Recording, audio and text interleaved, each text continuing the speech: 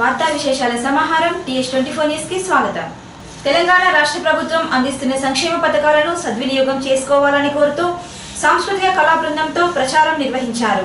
ఈ రోజు పట్టణంలోని పద్మనగర్, అంబికానగర్ కార్మికవాడలో సాంస్కృతిక కళా బృందం ఆకునూరి దేవయ్య ఆధ్వర్యంలో ప్రభుత్వ పథకాలను ప్రజలకు వివరిస్తూ వాటిని సద్వినియోగం చేసుకోవాలని పాటల ద్వారా తెలిపారు.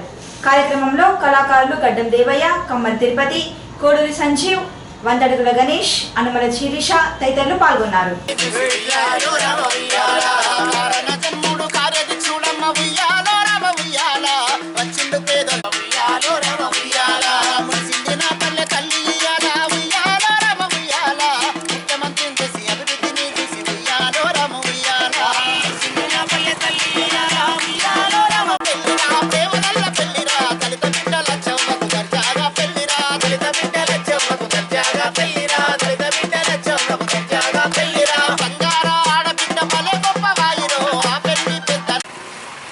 సంక్షేమ పథకాలను ప్రజలలోకి తీసుకుపోవాలన్న ఉద్దేశంతో మమ్మల్ని తెలంగాణ సాంస్కృతిక సారథి కళాకారుల తరపున మేమందరము ప్రతి వాడకొచ్చి మరి ఇంటి పరిసరాలను మంచిగా శుభ్రంగా ఉంచుకొని ఆరోగ్యంగా మంచిగా ఉండాలి, పెట్టినటువంటి చెట్లను మంచిగా నాటాలి, మంచిగా పెరిగి పెద్ద చేసుకునే బాధ్యత మనపైన ఉంది.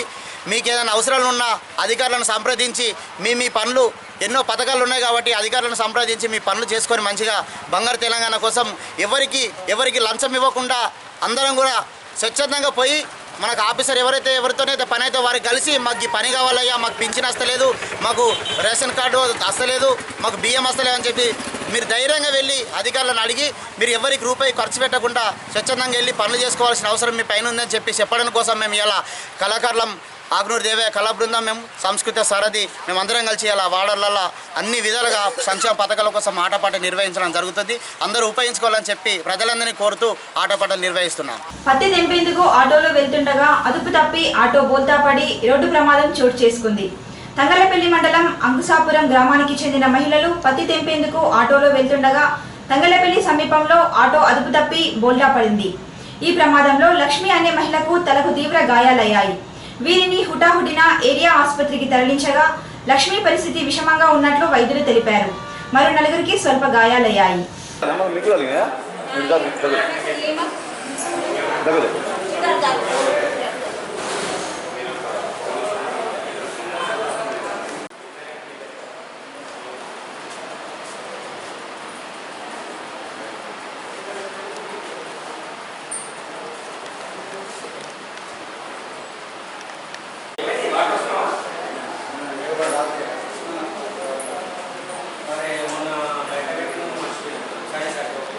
ఉపాధి కోసం ఎడారి దేశానికి పయనమైన ఓ యువకుడు స్వదేశానికి తిరుగు ప్రయాణమవుతూ మృతి చెందాడు. 20 రోజుల తర్వాత మృతదేహం పట్టణానికి చేరుకుంది. మృతుని బంధువుల రోదనలతో సాయినగర్లో విషాద ఛాయలు అలుముకున్నాయి. పట్టణంలోని సాయినగర్కు చెందిన మద్దెల దేవదాస్ 2008లో ఉపాధి కోసం ఓమన్ దేశానికి వెళ్లాడు.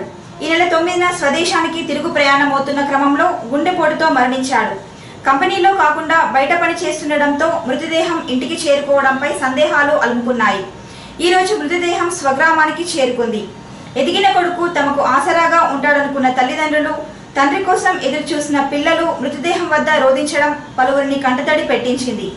మృతుడు దేవదాస్ కు భార్య పద్మ, కూతుళ్లు స్పందన, ప్రవళిక ఉన్నారు.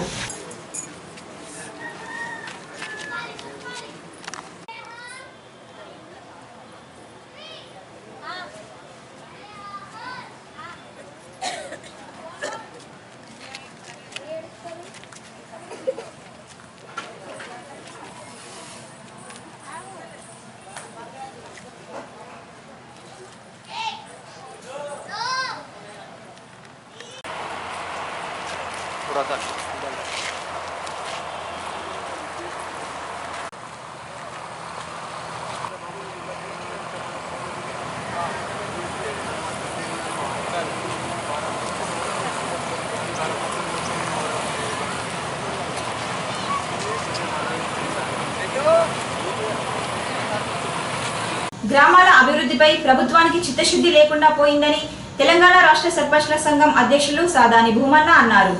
ఈ రోజు ఏర్పాటు చేసిన సమావేశంలో గ్రామ పంచాయతీల్లోని పలు అంశాలపై మాట్లాడారు. సమావేశంలో సంఘం లీగల్ అడ్వైజర్ విటల భూమేష్, చంద్రంపేట సర్పంచ్ పులి శ్రీనివాస్, అంకని భాను పాల్గొన్నారు.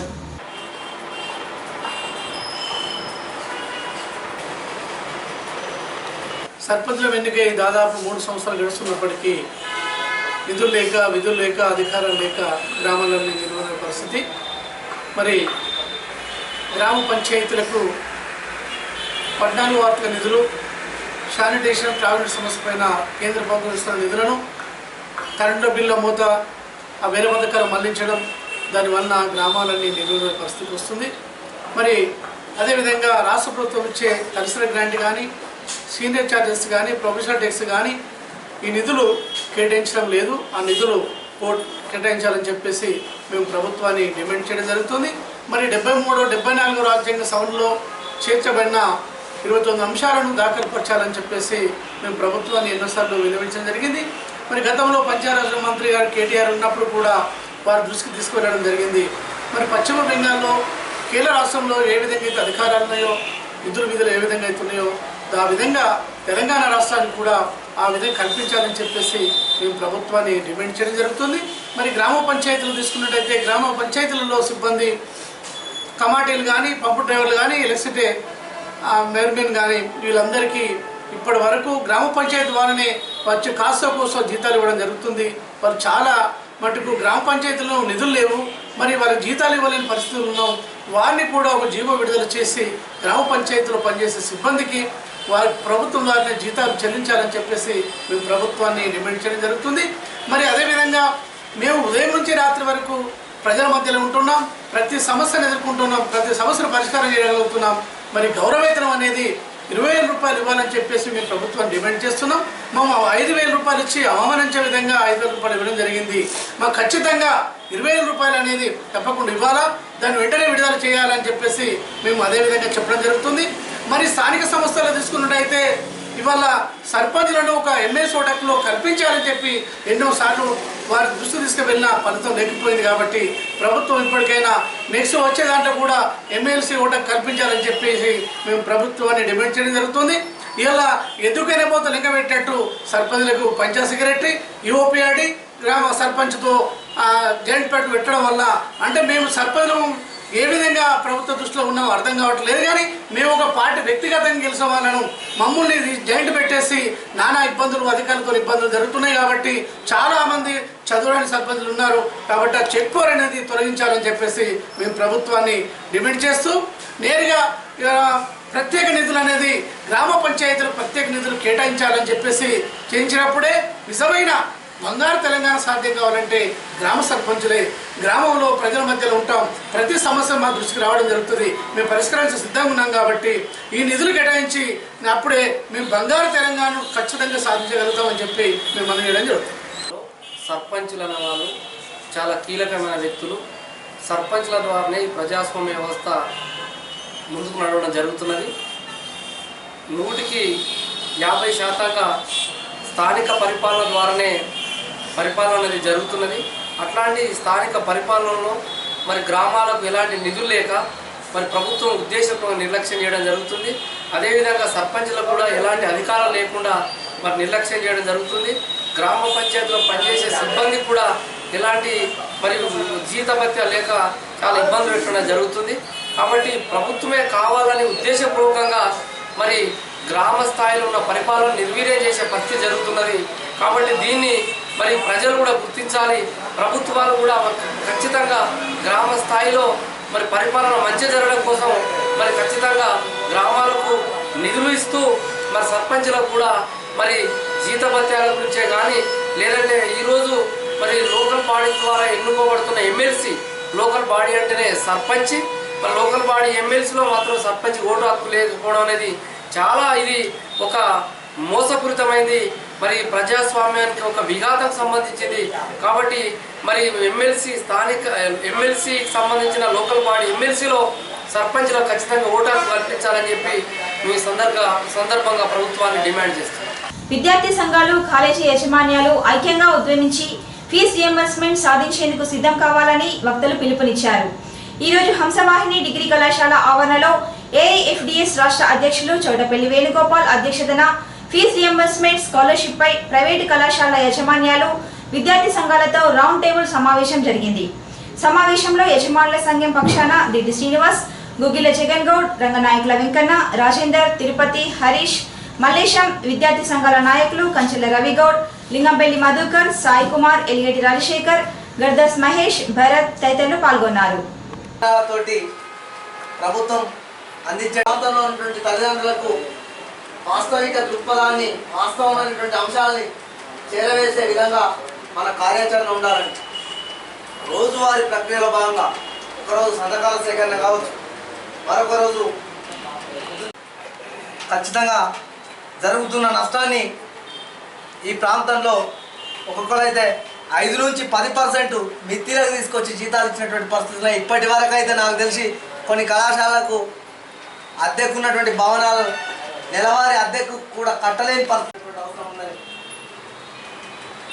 మీరు సహకరించగలిగితే మేము ఏ స్థాయిలోనైనా పోరాటం చేస్తాం. సమిష్టిగా అందరం కూడా ఒక సమిష్టి పోరాట వేదికను నిర్మాణం చేసి భవిష్యత్ పోరాటాలకు పునాదులు వేద్దామని చెప్పి మా ఒక సమిష్టి నిర్ణయం తీసుకొని దశల వారీగా విద్యార్థి సమస్యల పరిష్కారం కోసం పోరాటం చేస్తే అది రాష్ట్ర ప్రభుత్వాన్ని అవసరం అనుకుంటే రాష్ట్ర ప్రభుత్వాన్ని గద్దెదించే విధంగా ఏఐఎఫ్డిఎస్ రాష్ట్ర అధ్యక్షుడు రౌండ్ టేబుల్ సమావేశానికి హాజరైనటువంటి సోదరులు, అన్ని విద్యార్థి సంఘాల రాష్ట్ర బాధ్యులు, జిల్లా మండల బాధ్యులందరికీ కూడా మన యాజమాన్య బృందం తరఫున నమస్కారాలు తెలియజేస్తూ మీకు అభినందనలు కూడా. మా కొరకు ఏర్పడినటువంటి సమస్య ఫీజు రియంబర్స్మెంట్ అనేది విపరీతంగా సఫర్ అవుతున్నటువంటి యాజమాన్యాల తరఫున మీరు ఇలా రౌండ్ టేబుల్ సమావేశం ఏర్పాటు చేసి మా సమస్యను మీ సమస్యగా చేసుకొని ప్రభుత్వంతో కొట్టాడానికి సిద్ధపడి ముందుకు వచ్చినటువంటి మీ అందరికీ మా యాజమాన్య బృందం తరఫున అభినందనలు తెలియజేసుకోండి. మీకు తెలుసు, విద్యార్థి సంఘాలకి అలా మంచి పాత్ర పోషించే అవకాశం వచ్చింది. ఇంతకుముందు ఏదైనా గవర్నమెంట్ దృష్టికి ఇమ్మీడియట్గా తీసుకుపోవాలని జిల్లాకు పోవాల్సి వచ్చింది. ఇలా సిరిసిల్ల అనే జిల్లాగా మారింది. ఇక్కడ కలెక్టర్ గారు వచ్చారు, ఎస్పీ గారు వచ్చారు, జిల్లా స్థాయి నాయకులు అంతా ఇక్కడే ఉన్నారు. సో మీరు ఎలాంటి ఎడ్యుకేషన్ చేసినా ఇమ్మీడియట్గా గవర్నమెంట్ దృష్టిలో పడేందుకు అవకాశం మీకు గవర్నమెంట్ కల్పించింది. సో దాని అవకాశంగా మీరు మలుచుకొని మా ఫీజు రియంబర్స్మెంట్ ఇష్యూని మీరు ముందుకు తీసుకపోతే అన్ని రకాలుగా యాజమాన్య బృందాలు సంతోషిస్తమే తప్ప ఏ విధంగా కూడా మేము మీకు సహాయపడకుండా ఉండము. 100% సహకరిస్తుంది. నాకు తెలిసి ఫండ్ రిలీజ్ అయిందనుకుంటాను. కింద అఫీషియల్స్ ఎక్కడైనా మరి ఆగిపోవచ్చు. 300 కోట్లు అయితే ఇప్పుడు రిలీజ్ అవుతున్నాయి. ఆ 300 కోట్లే కాదు, మనకు ఏకమొత్తంగా మొత్తం ఒకేసారి రిలీజ్ చేయాలి అనే ఒక అంశాన్ని మీరు తీసుకోండి. ఒకేసారి మనకు దగ్గర 3061 కోట్లు బాకీ ఉన్నట్టుగా ఫీజు రియంబర్స్మెంట్ రూపైన బాకీ ఉన్నట్టుగా సమాచారం ఉంది. మొత్తం అమౌంట్ ఒకేసారి రిలీజ్ అయ్యేటట్టుగా మీరు ఉద్యమాన్ని ముందుకు తీసుకుపోండి. దానికి మేము అందరం కూడా సహకరిస్తాము. ఇది గవర్నమెంట్కు వ్యతిరేకంగానే మేమైతే అనుకోవట్లేదు, మీరు అనుకోవట్లేదు, మేము అనుకోవట్లేదు. మనకు వచ్చిన సమస్యను పరిష్కరించే దిశగా మనం చేస్తున్న పోరాటమే తప్ప దీనికి వ్యతిరేకం కాదని నేను అనుకుంటున్నా. ఇలాంటి సమావేశాలు ముందు కూడా రౌండ్ టేబుల్ సమావేశం అంటే ఎలా ఉంటుందో అనుకున్నా, చాలా అద్భుతంగా ఉంది. ఈ అంశాన్ని ముందుకు తీసుకుపోయి మీరందరూ సక్సెస్ కావాలని చెప్పి దానికి ఏ విధమైన సహాయ సహకారాలైనా అందించడానికి మేము కూడా సిద్ధంగా ఉంటామని చెప్పి ఈ రౌండ్ టేబుల్ సమావేశం ఈ వేదిక నుంచి. వెలుగుపూల పండుగ దీపావళి సందర్భంగా పట్టణంలో ముందస్తుగానే సందడి వాతావరణం నెలకొంది. రేపు జరగనున్న దీపావళి పండుగ సందర్భంగా ప్రజలు పూజలకు అవసరమైన సామాగ్రిని కొనుగోలు చేసేందుకు బారులు తీరారు. పండుగలో ప్రత్యేకంగా నిలిచే బాణసంచా కొనుగోలు చేసేందుకు పిల్లలతో సహా వచ్చిన తల్లిదండ్రుల్లో మానేరు తీరంలో బాణసంచా దుకాణాల వద్ద సందడి వాతావరణం చోటు చేసుకుంది. ఈసారి దుకాణదారులు కిలోలో 330 రూపాయల చొప్పున విక్రయాలు చేస్తుండటంతో కొనుగోలుదారులు ఆసక్తి చూపిస్తున్నారు.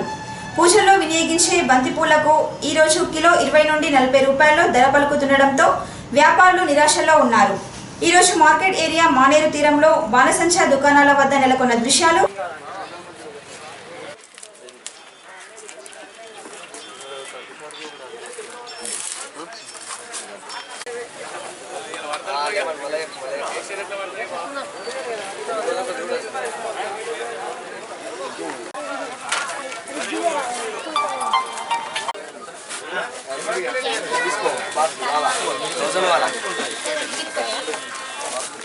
ఏంటి ఇక పది మన ఇలా పెట్టిన బాంబులు ఉల్లిగడ్డదే అట్లా చూడే కదా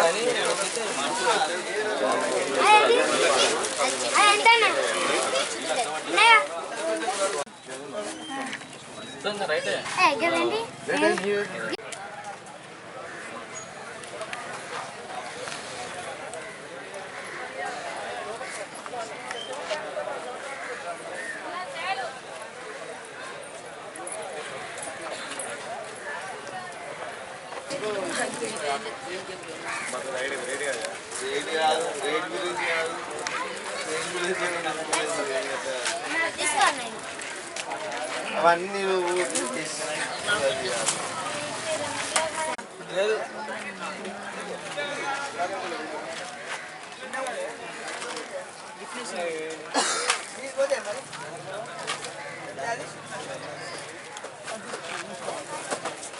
సంచి పక్క చెప్తుంది అందులో రవాణా దాంట్లో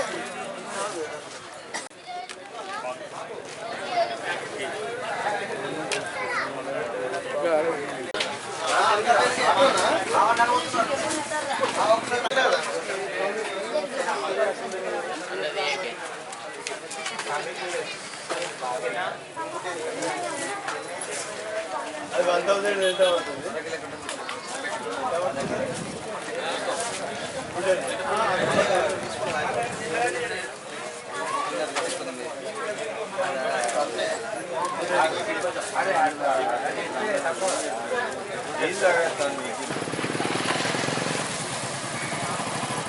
అమ్ముడు ఎట్లనే అది